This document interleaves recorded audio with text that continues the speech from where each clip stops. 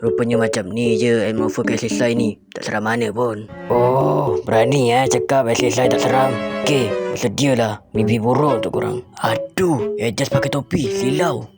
Bosun, kau tak nak main dulu ke? Tak apalah coach, bagi orang lain je masuk overseas. Saya masuk sebagai pengganti je. Macam dia yang dah dapat cari pengganti. Alamak, set pula tu. Rasakan ni. Aduh. Itu ke Nacho Mendes yang pernah main kat Europe tu? Tak keras mana pun. Aduh, asal Watashi rasa tak sedap hati ya. Memanglah tak sedap hati sebab korang jadi akan kena belasang kita orang. Relax, awal lagi. Sabar. Aduh, mata Watashi sakit ni. Silau sangat kepala abang tu. Oi, Bersen mana? Aku nak pas bola tinggi ni. Dia seorang je boleh capai. Kat atas tu. Sekejap aku pergi bagi dia. Tak payah. Nak lari pula. Ni sepak ni. Syah tukar. Siapa Akasa.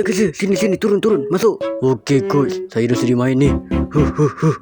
Akasa kau main kasi betul Relax je coach, saya akan tunjukkan dengan masuknya saya akan ada gol yang tercipta. Ni aku tunjukkan. Gol spektakular Nacho Mendes. Nampak tak tu? Itu dia gol spektakular dari aku. Hoi, dahsyat juga gol dia. Alah, gol nasib je pun. Kalau nasib mana boleh gol jauh.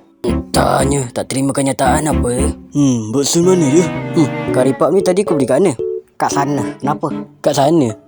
Patutlah keras macam. Oi, Bekson masuk. Borak pasal karipap pula. Ya coach. Aduh, kacau betul lah. Dah tengah borak pasal karipap juga. Ni buka jagi makan apa lah ni?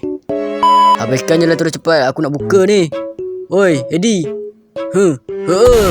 Let's go. Kita jemur baju dulu macam zaman-zaman Messi. Betul tak? Bau kepam juga ni baju. Berapa tahun tak cuci ni? Sambut ni. Alamak, tinggi sangat ni.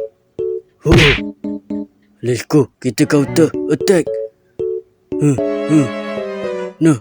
Okey. Gue mah. Sambung balik. Lipas. Kudung. Ingat tu slogan aku. Gue hammer. Lipas. Kudung. Dah lah. Kesian pula aku tengok kena belasah. Prit. Full time. Vamos. Menang besar kita. Let's go. Aduh. Tak mungkin ni tim saya kena belasah macam ni.